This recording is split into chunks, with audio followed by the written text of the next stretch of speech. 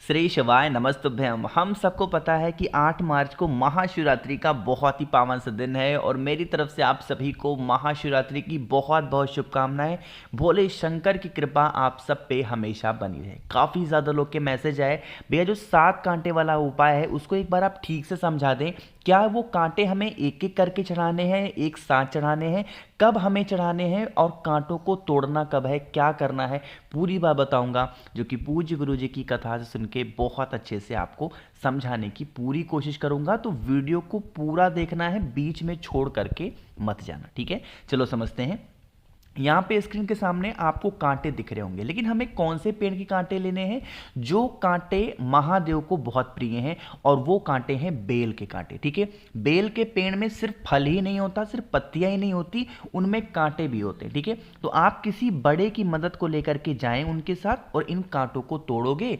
7 bell पेड़ के कांटों को तोड़ेंगे, ठीक है। तोड़ लिया। तोड़ने के बाद में आपको ज़रूरत होगी एक धतूरे की। कोई भी चीज़ आसानी से नहीं मिलती है, आपको खोजना पड़ता है, लेकिन धतूरा इस समय बहुत आसानी से मिल रहा है, तो एक धतूरा लेंगे, ठीक है। अब बात करते हैं चढ़ाओगे कैसे। एक तांबे का लोटा लेना, उसमें जल भरना और जल को भरने के बाद में पहुंच जाना महादेव के शिवलिंग के पास में महाशिवरात्रि के दिन शाम के टाइम पे प्रदोष काल में। साल में सिर्फ 3 बार महादेव के शिवलिंग के ऊपर बेल पेड़ के कांटे चढ़ते हैं। एक तो वैशाख के महीने में, एक तो सावन के महीने में, और दूसरा महाशिवरात्रि पे। इन 3 दिनों के अलावा कभी और महादेव के शिवलिंग के ऊपर बेल पेड़ के कांटे नहीं चढ़ाए जाते, ठीक है ना। तो अब ये मौका आपके पास में है। आपको क्या करना है? सबसे पहले महादेव के शिवलिंग के पास पहुंच करके एक लोटा जल श्री शिवाय नमस्तुभ्यम का ध्यान करके समर्पित करोगे। देखो, जब कांटे चढ़ाना है तो वहां पे कामना कैसे बोलनी है उस चीज को नोट करो। देखो, आपको क्या करना है, आपको पास में एक धतूरा है और 7 कांटे हैं। सबसे पहले उस एक धतूरे को महादेव के शिवलिंग के ठीक ऊपर आपको समर्पित करना है, जिसकी डंडी होगी बाहर की तरफ और कांटे वाला पोर्शन आपकी तरफ होगा, क्योंकि आप खड़े हैं यहाँ पे। बात आई समझ में?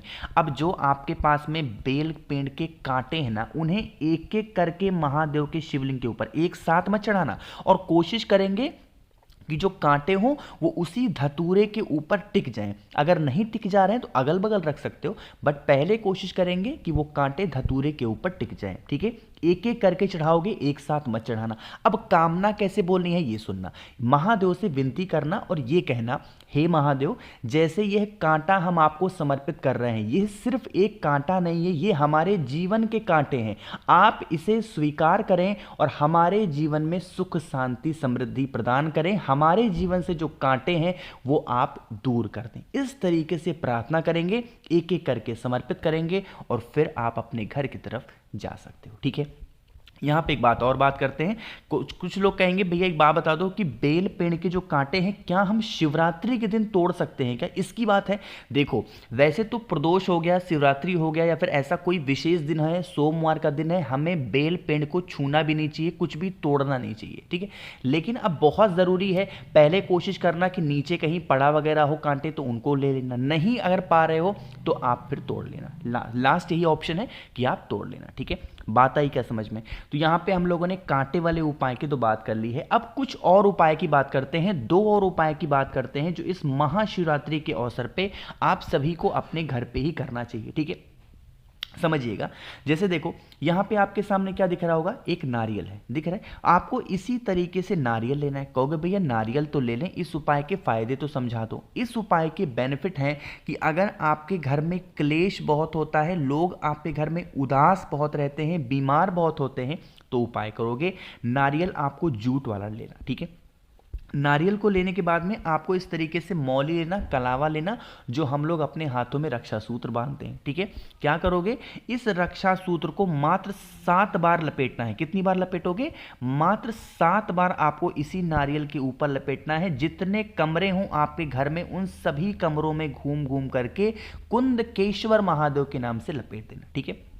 लपेटने के बाद में पूरे परिवार का हाथ एक बार इस नारियल पे लगा देना। वर्तमान समय में जितने भी सदस्य आप पे घर में रहते हो उनका हाथ लगवाएंगे और फिर आप इस नारियल को उठाएंगे और लेके पहुंच जाएंगे कहाँ पे, महादेव के शिवलिंग के पास में। तरीका समझो। कुछ लोग क्या गलतियां करते हैं पता है आपको, नारियल को लेकर के जाते हैं और यहां पे रख देते हैं। ऐसी गलती करने से दोष लगता है। महादेव के शिवलिंग के ऊपर कभी कुछ चढ़ाया नहीं जाता, मतलब ऐसी चीजें जो आप उपाय करने के लिए कर रहे हो, ठीक है। जैसे दीपक नहीं रखना चाहिए, कोई फल नहीं रखना चाहिए, कोई चीज नारियल नहीं रखना चाहिए, इन सब चीज़ों को, ठीक है।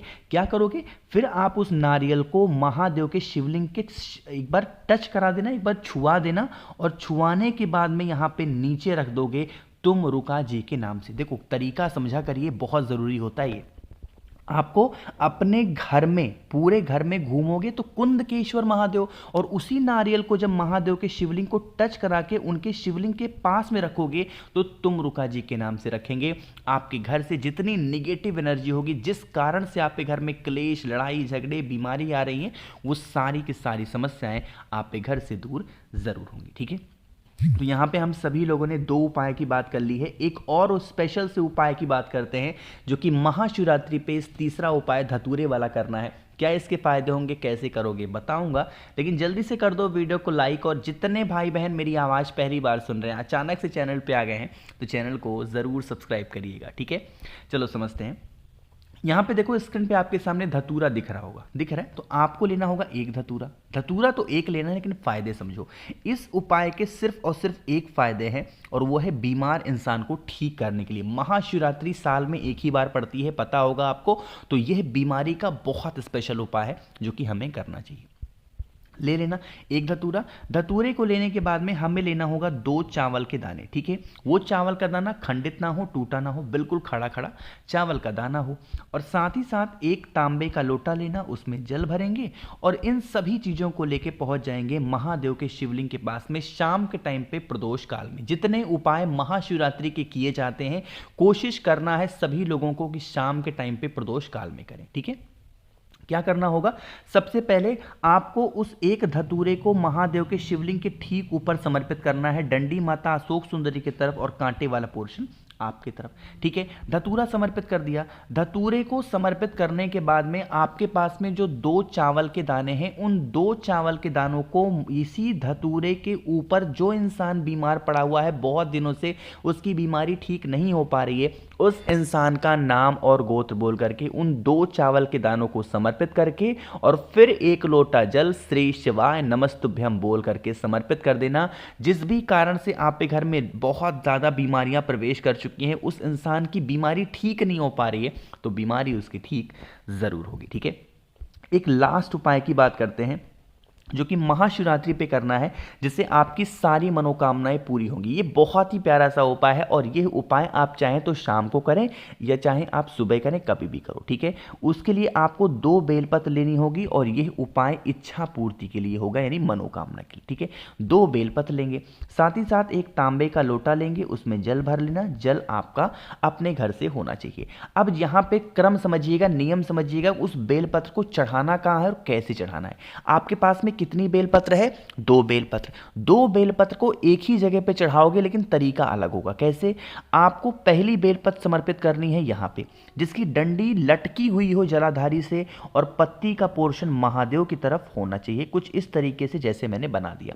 पहली बेलपत्र यहाँ पे, जो दूसरी बेलपत्र होगी वो भी यहीं पे चढ़ाओगे, जलाधारी वाले ही स्थान पे, लेकिन तरीका चेंज होता है, उल्टा चढ़ाना है। उल्टा का मतलब जिस तरीके से पहली बेलपत्र चढ़ाई है कि डंडी बाहर की तरफ है, इस बार जो डंडी होगी वो होगी महादेव की तरफ और एक पत्ती दूसरे वाली चढ़ी हुई पत्ती से इस तरीके से टच होनी चाहिए, जैसा मैंने यहाँ पे बना दिया। इसी तरीके से आपको बेलपत्र समर्पित करना।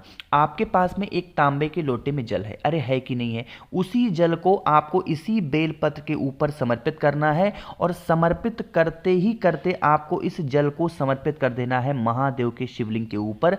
जल की जो धार हो वो कहीं से टूट टूटनी नहीं चाहिए, पूरा का पूरा समर्पित कर देना। आपकी जो भी इच्छा होगी, जो भी मनोकामना होगी, महादेव पूरी ज़रूर करेंगे। तो एक बार फिर से आप सभी लोगों को महाशिवरात्रि की बहुत बहुत शुभकामनाएं। भोले शंकर, माँ पार्वती की कृपा आप पर और आपके पूरे परिवार पर बनी रहे, यही मेरी आपसे कामना है। और कितने लोग व्रत रहने वाले हैं महाशिवरात्रि के, एक बार नीचे कमेंट सेक्शन में बताइएगा कि हाँ भैया व्रत हम लोग रहेंगे। सभी लोग व्रत रहिएगा, बहुत सुंदर सा संयोग है, प्यारा सा पर्व है, रहना सबको है, ठीक है। मैंने कोशिश की अच्छा समझाने की। वीडियो पसंद आई हो तो लाइक करिएगा। मुझसे फ़ोन पे बातें करनी है तो नीचे इंस्टाग्राम या फिर फेसबुक पे आप हमें सर्च कर सकते हैं, करिएगा द नेचुरल प्लैनेट 108। और जितने भाई बहन मेरी आवाज़ पहली बार सुन रहे हैं, चैनल को ज़रूर सब्सक्राइब करेंगे। श्री शिवाय, नमस्तुभ्यम।